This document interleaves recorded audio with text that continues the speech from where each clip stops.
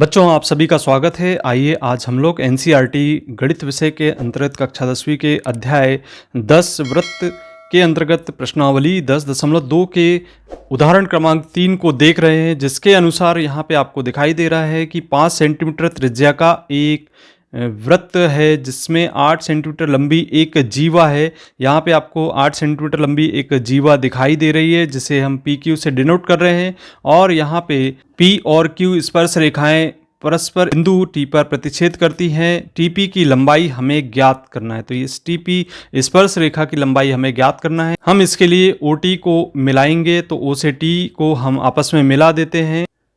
तो जैसा कि हम देख रहे हैं यहाँ पे हमने ओ से टी को मिलाया है और यह बिंदु आर पर प्रतिच्छेद करती है, तो ये यहाँ पे हम इस बिंदु को आर से डिनोट कर देते हैं। अब यहाँ पे हम देख रहे हैं कि त्रिभुज टी पी क्यू एक समद्विबाहु त्रिभुज है, क्योंकि ये दोनों भुजाएं आपस में बराबर होती है, जैसा कि हमने पूर्व के में पढ़ा। और यहाँ पे हम देख रहे हैं कि टी ओ यहाँ पे कोण पी टी क्यू जो दिया गया है उसका अर्धक है। यहाँ पे इस कोण का अर्धक यहाँ पे इस टी ओ भुजा के द्वारा हो रहा है, इसलिए हम ये कहेंगे कि जो ओ टी भुजा है वह इस पी क्यू जीवा पर लंब है। आधार पे हम लिख सकते हैं कि पी आर बराबर और आर क्यू बराबर 4 सेंटीमीटर, क्योंकि इसकी लंबाई पी क्यू की हम देख रहे हैं कि 8 सेंटीमीटर के बराबर है। तो अर्धक होने के साथ साथ आर बिंदु पर ये दो भागों में विभाजित हो जाती है, जिसको हम 4 सेंटीमीटर और 4 सेंटीमीटर के रूप में ले सकते हैं। अब चूंकि यहाँ पे हमें एक समकोण त्रिभुज ओ आर पी दिखाई देने लगा, इस समकोण त्रिभुज में हम देख रहे हैं कि यहाँ पे पाइथागोरस का प्रमेय लगाकर हम इन दोनों भुजाओं की लंबाई ज्ञात है, तो इस ओ आर भुजा का मान ज्ञात किया जा सकता है। तो इसके आधार पे हम पाइथागोरस का प्रमेय लगाएंगे।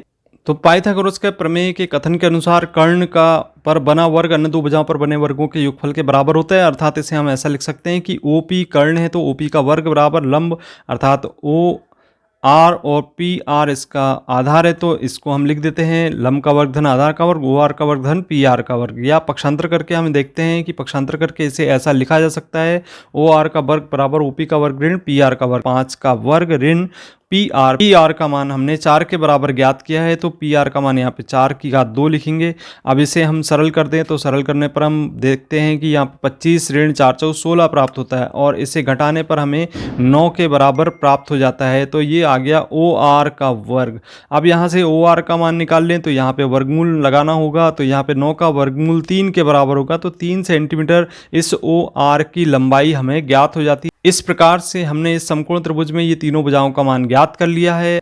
अब यहाँ पे हम देख रहे हैं कि कोण टी पी आर और कोण आर पी ओ का जो योगफल है वो 90 अंश के बराबर है। यहाँ पे 90 अंश का कोण प्राप्त हो रहा है और इसी प्रकार से हम लिख सकते हैं कि कोण टी पी आर, ये टी पी आर और यहाँ पे जो कोण दिया गया है पी टी आर, इसका योगफल भी 90 अंश के बराबर ही होगा। चूंकि यहाँ पे 90 अंश का कोण दिख रहा है, इसलिए दोनों त्रिभुज का दोनों कोणों का योगफल भी 90 अंश के बराबर ही होगा। अब यहाँ से यदि टी पी आर और टी पी आर कैंसिल किया जाता है, तो यहाँ पे आर पी ओ और पी टी आर दोनों आपस में बराबर होंगे, तो कैंसिल करने पर ये हमने बराबर बता दिया। अब यदि यहाँ पे दो समकोण त्रिभुज हमें जो कि एक ये समकोण त्रिभुज दिख रहा है और दूसरा ये बड़ा समकोण त्रिभुज दिख रहा है, इन दोनों की यदि तुलनात्मक अध्ययन करें कोण अनुरूपता से, यहाँ पे हम देखते हैं कि जो टीपी है और पीओ ये आपको दिखाई दे रही है, इस भुजा का जो अनुपात है वह आर पी और यहाँ पे जो आर ओ भुजा है उसके के बराबर होगा। अब यहाँ पे हम इनके मान रख देते हैं क्रम से टीपी और पीओ के, तो यहाँ पे हम मान रखेंगे टीपी का मान हमें ज्ञात करना है, तो टीपी बटे ओपी का मान जैसा कि हमें ज्ञात है 5 के बराबर है और आरपी का मान जैसा कि हम देख रहे हैं 4 के बराबर है और आर ओ का मान यहाँ से 3 के बराबर हमें प्राप्त हुआ है। अब इसको सरल कर दें तो 5 का पक्षांतर करेंगे, तो यहाँ पे टीपी बराबर होगा 5 चौक 20 बटे 3 के। तो इस प्रकार से इसका मान इसमें हम ज्ञात कर सकते हैं कि जो टीपी है अर्थात स्पर्श रेखा की लंबाई टीपी बराबर 20/3 सेंटीमीटर के होगी।